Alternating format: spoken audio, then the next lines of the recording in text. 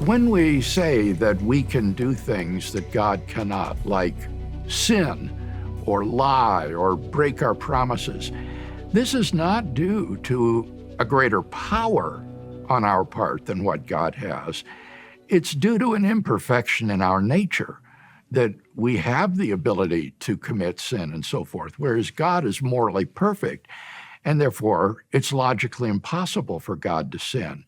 Now, certainly God has all the power that would be necessary to commit an evil act. His inability to do evil acts is not due to a lack of power on his part.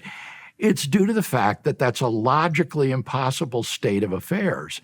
And none of us could actualize that state of affairs either.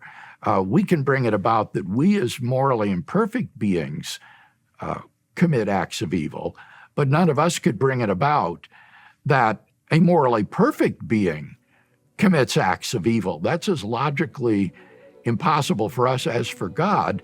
It is a defective state of affairs. It is an incoherent combination of words.